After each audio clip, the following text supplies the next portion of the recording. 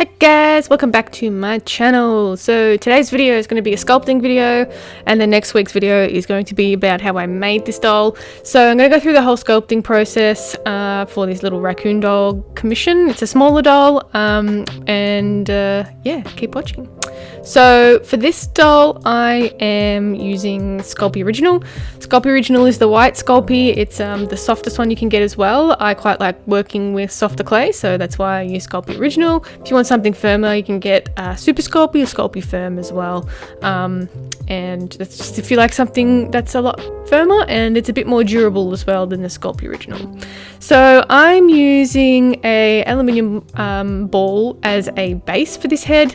That means that the head won't be a solid polymer clay. It will be nice and light, and the polymer clay will be nice and thin as well, so it can bake through when you're baking it in the oven.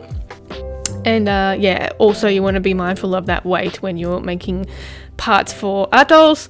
And I'm just basically covering it and making a rough pattern of the head. I have my reference images over on my computer, so I can make sure it's all symmetrical and it is going the right way and looking like a raccoon dog.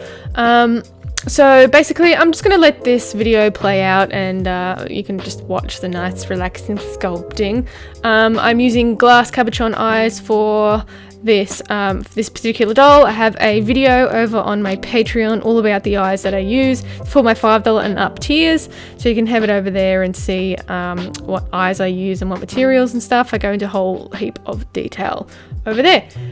So anyway, I'll let this video play out, yeah, thanks for watching. I hope you enjoyed watching me sculpt it, and then yeah, like I said before, the video next week will be of making the whole doll, so stay tuned for that. Thanks to my patrons for supporting me, I appreciate it a lot. Head over there if you want to see all the different tiers and perks that I have over there. I have tutorials, body patterns and printables over there.